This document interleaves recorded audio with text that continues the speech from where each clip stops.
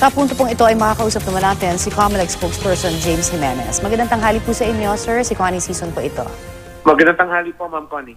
Ito hong recent na ibinunyag ni Senator Soto, no? Kaugnay pa rin po doon sa mga dayuhan na nakaka-access di umano doon sa election servers ng COMELEC. Ang tanong syempre dyan, posible ho bang mangyari yan, sir? Ma'am, kailangan natin tingnan yung datos na hawak ni Senator Soto, no? Kasi yung access, maari namang ang tinutukoy niya na napapadala ng datos mula sa atin, no? Iba kasing usapan yung, kumbaga, yung access in the sense na kumukuha ng data from us without our knowledge. Iba din naman, siyempre, yung binibigyan natin ng data yung foreign server, no? So, kailangan natin malaman yan. But here's what I know. Okay. Even without looking at the data that we have, no? We had an election result server. We had an election result website, no? Dito nilalabas natin yung datos na pinapakita natin sa publiko mula doon sa presinto, yung mga election returns.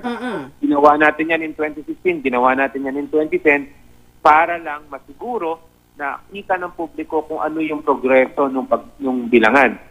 Yung datos na yan, hindi yan ginagamit sa final proclamation ng mga winning candidate. Ibig sabihin, hindi yan ang nagiging basihan ng pagsusuma ng boto para mauwi sa proklamasyon.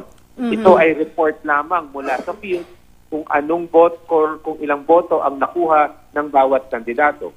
So, yan, dumadaan yan through foreign servers kasi yung website natin, I think, if I'm not mistaken, hosted on Amazon.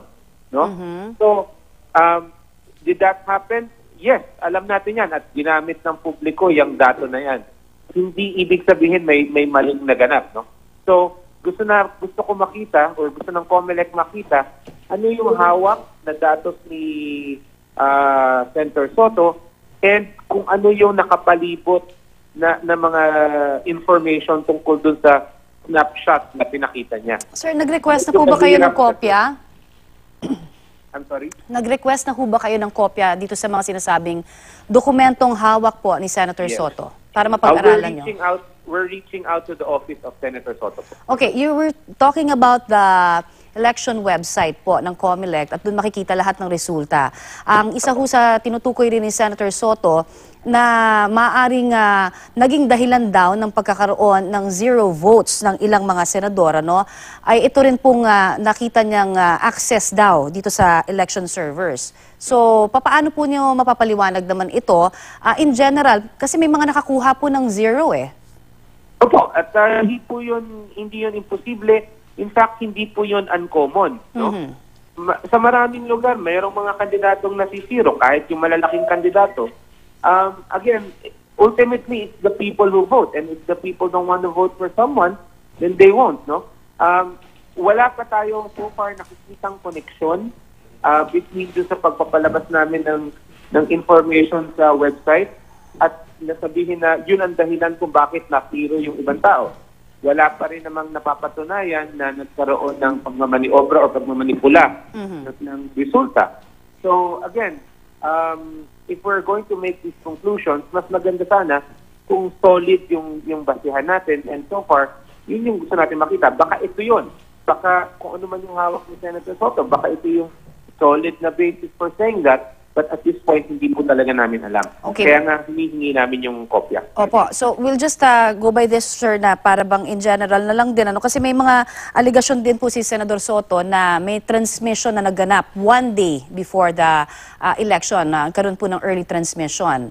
Ano pa yun? Paano ho ba kaya ma-explain? Alam ko mahirap po din para sa part ninyo dahil you haven't seen the documents. But paano ho ba yun? Pag sinasabi, meron ba talagang pwedeng gumalaw nun? Di ba parang bawal yan? Siyempre, galawin o magkaroon po ng early transmission? Well, again, the question there is, ano ba yung transmission na yun? Was it transmission of election results? Or ano was po ba yung pwede na i-transmit the day before? At ano ho yung mga bawal? That's what I was getting at.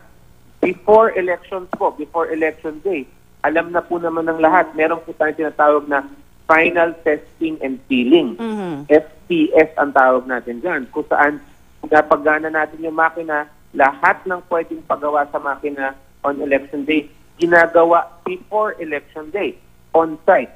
Iba po kasi yung mga transmission tests, yung mga mock elections, iba yan. Kasi kumpara sa FTS, parang laboratory conditions yun no? Kasi very well controlled, alam mo kung saan papadala, alam mo kung kailan.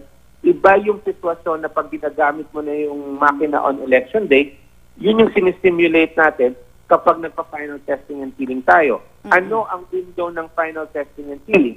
Nagaganap po yan pagdating ng makina dun sa mismong presinto. Kaya kalat all over the country yan, no?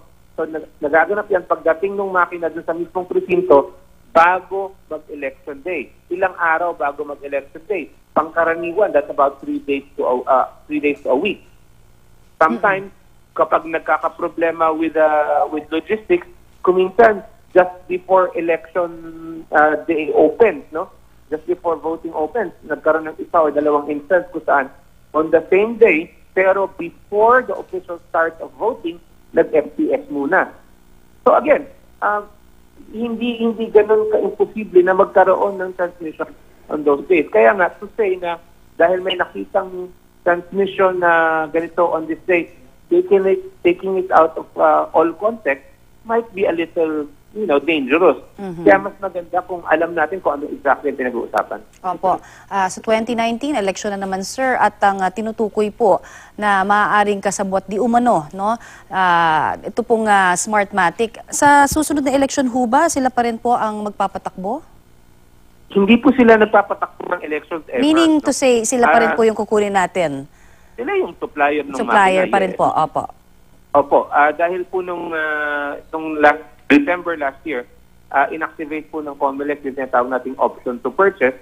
So yes, yung makina ng ginamit natin ng 2016, mukhang yun pa rin ang gagamitin natin ngayon. Ayun pa rin po. So, anything else, sir, na kapag makuha ninyo po yung mga sinasabing dokumento ni Senador Soto, sir, ano pa ho ba yung magiging susunod na hakbang po ninyo? Well, definitely kailangan natin alamin kung tama yung interpretasyon dun sa information na hawak ni Senator Soto. Kami din, very eager kami to find out the truth behind these allegations. So, we will conduct our own investigation into that. Alright. Maraming pong salamat, sir, sa inyo pong binigay sa aming oras. Yan naman po si COMELEC spokesperson James Jimenez.